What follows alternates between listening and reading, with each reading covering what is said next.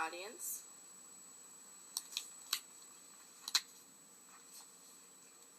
How many of you are aware that 80% of products sold in the supermarket are genetically modified? Whether these products are canned, fresh, boxed, or frozen, 80% of processed foods contain genetically modified ingredients. As a consumer, I want to be able to eat processed foods without unnatural ingredients that have been injected into them. The reality of this is that genetically modified foods are being excessively overlooked due to the lack of information being given. Hello, my name is Adrian Cooper, and I'm here today to inform to you about the advantages and disadvantages of genetically modified foods. For those of you who do not know what they are, the University of Maryland Medical Center defines genetically modified foods as being foods that have foreign genes from other plants or animals injected into their genetic codes.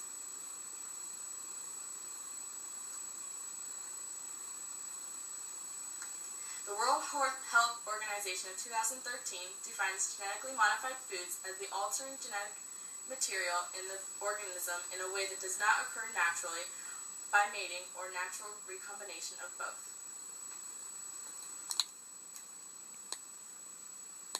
It all started in 1992 but was not introduced to the U.S. until 1996. Although there is much controversy of genetically modified foods, there is many pros and cons that should be known.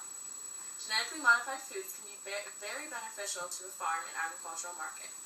According to the 2009 National Geographic, in the article Engineered Crops, Jacobson states how the engineered crops currently being grown are safe and have less environmental damage. He also states by using these chemicals they have a higher resistance against insects and viruses.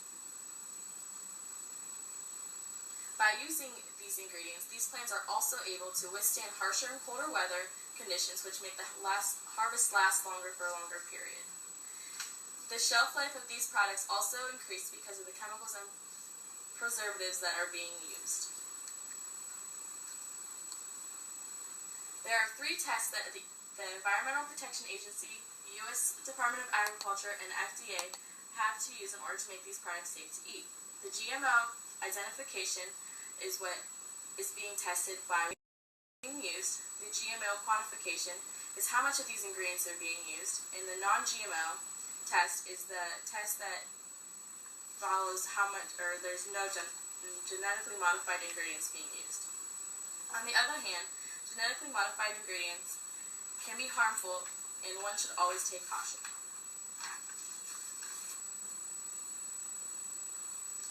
Some of these foods may contain all sorts of genetically modified ingredients that could be harmful to the body.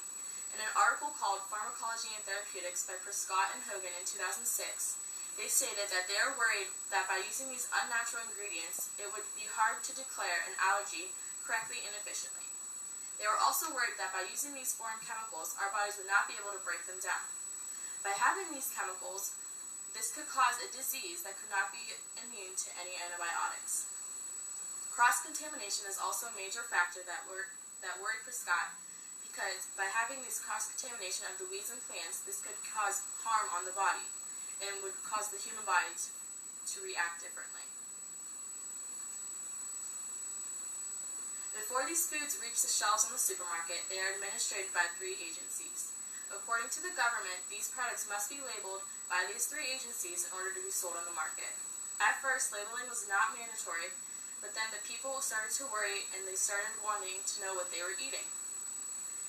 Then there became the voluntary labeling, which let companies decide if they wanted to label their products. If they chose to do so, they would have to follow the FDA guidelines and regulations. These labels have to be correct and efficient in order for them to be sold on the market.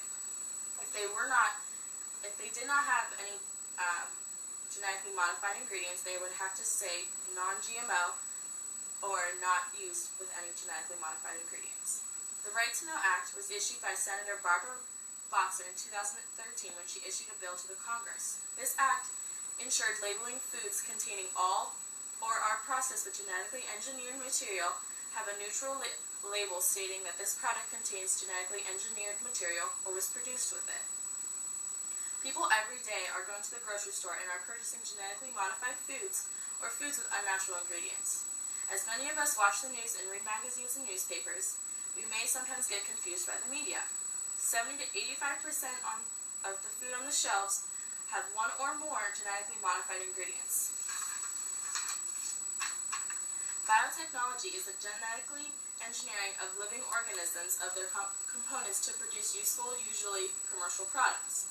There are 63 other countries that engage in biotech production or research involving 50 or more crops. They do this because they believe that it is very beneficial to the economy and that it is very beneficial to the agriculture. This allows farmers to produce more in quantity for a lesser price in a faster amount of time. As our nation has started to demand healthier foods, many food companies have tried their best following up on American needs. Genetic engineering can be both beneficial and negative to the society.